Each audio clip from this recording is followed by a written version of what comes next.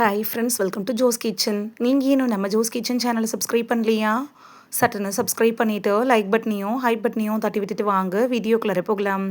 ஒரே ஒரு காய்கறி உங்களோட ரத்தத்தை சுத்தப்படுத்தும், உடலுக்கு இயற்கையான சக்தியை தரும், உயர் ரத்த அழுத்தத்தை குறைக்குங்க. விளையாட்டு வீரர்கள் கூட அவங்களோட ஸ்டெமினா பவரை இன்க்ரீஸ் பண்ணுறதுக்காகவும் உடனடியாக எனர்ஜி தர்றதுக்காகவும் இந்த காய்கறியை பயன்படுத்தி ஜூஸ் செஞ்சு குடிக்கிறாங்க. அதுதாங்க பீட்ரூட். பீட்ரூட்டை 7 நாட்கள் தொடர்ந்து சாப்பிட்டா உண்மையில் என்ன நடக்கும் தெரியுமா? இந்த ஒரு வீடியோ உங்களோட ஹெல்த்தையே சேஞ்ச் பண்ணலாம்.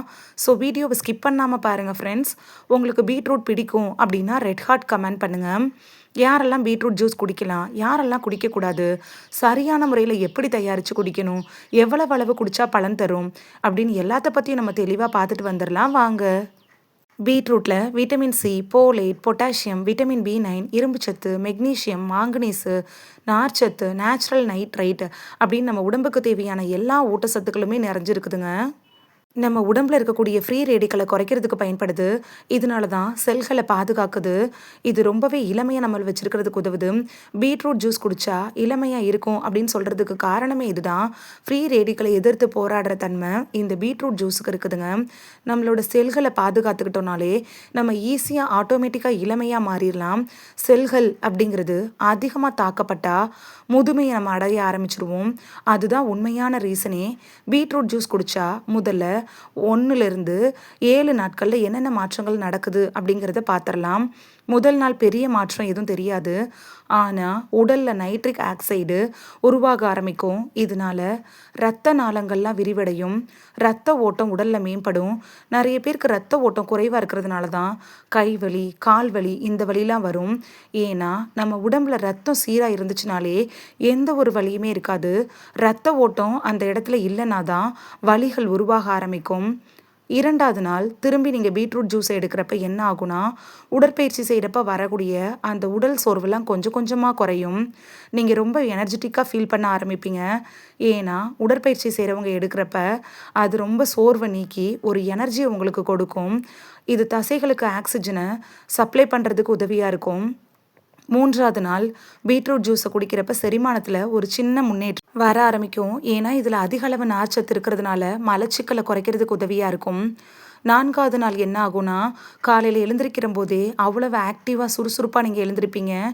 என்றைக்குமே உணராத அளவுக்கு ரொம்ப ஆக்டிவாக இருப்பீங்க. மற்ற நாளெல்லாம் நீங்கள் ரொம்ப சோர்வாக இருப்பீங்க. ஆனால் பீட்ரூட் ஜூஸ் குடித்த உடனே உங்களுக்கு எனர்ஜி அந்த அளவுக்கு கிடைக்க ஆரம்பிக்கும். சிலருக்கெல்லாம் 3வது நாளே இது மாதிரியான விஷயங்கள் நடக்க ஆரம்பிக்கும். சிலருக்கு 4வது நாள் நடக்கும். 5வது நாள் என்ன நடக்கும்னா, உயர் ரத்தம் இருக்கிறவங்களுக்கு ரத்த அழுத்தம் அப்படிங்கிறது கட்டுப்பாட்டில் வர ஆரம்பிக்கும். இது மருந்துக்கு மாற்று இல்லைங்க. டாக்டர் கொடுத்துருப்பாங்கல்ல, அந்த டேப்லெட் எடுத்துக்கணும். அதோடையே பீட்ரூட்டை உணவில் சேர்த்துக்கிறப்ப அது உயர் ரத்த அழுத்தத்தை கட்டுப்பாட்டில் வைக்கிறதுக்கு உதவும். 6வது நாள் நீங்கள் உடற்பயிற்சி செய்யக்கூடிய நபராக இருந்தால் உங்களுக்கு பீட்ரூட் ஜூஸ் ஒரு ஸ்டெமினா பவரை இன்க்ரீஸ் பண்ணுறதுக்கு உதவியாக இருக்கும். 6வது நாள் அந்த அளவுக்கு உங்கள் உடலில் ஒரு நல்ல மாற்றம் தெரிய ஆரம்பிக்கும். உங்கள் உடலில் நிறைய வித்தியாசங்கள் தெரிகிறத நீங்களே உணர ஆரம்பிப்பீங்க.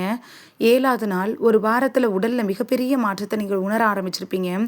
ஏன்னா தொடர்ந்து நீங்கள் இந்த ஜூஸை குடிக்கிறப்ப உங்களோட இதயம் ஆரோக்கியப்படும், இரத்த ஓட்டம் சீராக இருக்கும், செரிமானம் நல்லா இருக்கும். இது எல்லாமே சேர்த்து ஒரு நல்ல மாற்றத்தை 7வது நாள் கொடுக்க ஆரம்பிக்கும். உங்களோட முகங்கள்லையும் நல்ல மாற்றம் தெரிய ஆரம்பிக்கும். நீங்கள் ஒரு நல்ல ஹைட்ரேட்டாக இருக்கிற மாதிரி ஃபீல் பண்ண ஆரம்பிப்பீங்க. சோர்வாக இருந்த முகங்கள்லாம் நல்லா பிரைட் ஆக ஆரம்பிக்கும். ஒரு விளம்பரத்தில் சொல்லுவாங்கள்ல, டல் திவ்யா தூள் திவ்யா ஆயிட்டான்னு, அது மாதிரி செல்கள் எல்லாம் புத்துணர்ச்சி அடைஞ்சிருக்கும். வறண்ட சர்மம் கூட பளபளப்பாக ஆரம்பிக்கும். 7 நாட்களில் நல்ல ஒரு மாற்றத்தை நீங்கள் உணர ஆரம்பிப்பீங்க. நீங்கள் 7 நாட்கள் எடுத்துக்கிட்டதுக்கப்புறமா இடைவெளி விட்டு நீங்கள் வேணும்னா மறுபடி ஸ்டார்ட் பண்ணலாம். ஆனால் தொடர்ந்து மாத கணக்கில் நீங்கள் பீட்ரூட் ஜூஸை எடுக்கக்கூடாது. ஏன்னா நீங்கள் தொடர்ந்து 1 மாதம் எடுத்துக்கிட்டு அதுக்கப்புறம் இல்லைனா இடைவெளி விட்டுறணும். திரும்ப மறுபடி தொடர்ந்து 1 மாதம் எடுத்துகிட்டு பயன்பெறுங்க. இடைவெளி விடாமல் தொடர்ந்து எடுத்துக்கிட்டிங்கன்னா உடலில் நைட்ரிக் அளவு அதிகமாக ஆரம்பிச்சிடும். ஒரு சில பிரச்சனைகள் வர்றதுக்கான வாய்ப்பு இருக்குது. எந்த உணவாக இருந்தாலும் அளவோடு எடுத்துக்கணும். ஒரு நாளைக்கு எவ்வளவு எடுக்கணும், எந்த நேரத்தில் குடிக்கணும், எல்லாத்தையும் நம்ம டீட்டெயிலாக இப்போ பார்க்கலாம். அதுக்கு முன்னாடி இந்த 7 நாட்கள் இவ்வளவு மாற்றம் நடந்துச்சுல, அதில் என்னென்ன நன்மைகள் உங்கள் உடம்புக்கு கிடைச்சிச்சு அப்படிங்கிறதையும் பார்த்துடலாம். இதயத்தை ஆரோக்கியமாக வச்சுருக்கிறதுல பீட்ரூட் ஜூஸ் எப்படி பயன்படுது அப்படின்னு பார்க்கலாமா? இதய ஆரோக்கியம் மேம்படும் அப்படின்னு சொன்னோம்ல, அது எப்படி அப்படிங்கிறத பார்த்துடலாம். பீட்ரூட்டில் இருக்கக்கூடிய நேச்சுரல் நைட்ரேட் இருக்குல்ல, இது உடலில் நைட்ரிக் ஆக்சைடாக மாறுது. இதனால பிளட் வெசல்ஸ் எல்லாம் ரிலாக்ஸ் ஆக ஆரம்பிக்கும். பிளட் ஃப்ளோ இன்க்ரீஸ் ஆக ஆரம்பிக்கும். பிளட் ப்ரெஷர்லாம் குறையிறதுக்கு இது பயன்படும். இதனால இதயத்தோட வேலை ரொம்பவே எளிமையாயிரும். இதனால இதய நோய் வராமல் தடுத்துக்கலாம். இதயம் சம்மந்தப்பட்ட பிரச்சனைகள் அந்த காலத்துலலாம் வயசானவங்களுக்குலாம் வந்துட்டு இருந்துச்சு. இப்போல்லாம் நீங்கள் ஜங்க் ஃபுட்டு, ஓவராக ஆயிலில் டீப் ஃப்ரை பண்ணப்பட்ட ஃபுட்ஸ் எல்லாம் எடுத்துக்கிறதுனால சின்ன வயசுலேயே வருது. அப்படிப்பட்டவங்களாம் பீட்ரூட்டை உணவில் எடுத்துக்கிறதுனாலையோ, பீட்ரூட் ஜூஸ் குடிக்கிறதுனாலையோ இதயம் சம்மந்தப்பட்ட பிரச்சனைகள் வராமல் தடுத்துடலாம். கெட்ட கொழுப்புகளை கரைச்சி உடல் எடையை கட்டுக்குள் வைக்கிறதுல பீட்ரூட் ஜூஸ் எப்படி பயன்படுது அப்படின்னு பார்க்கலாமா?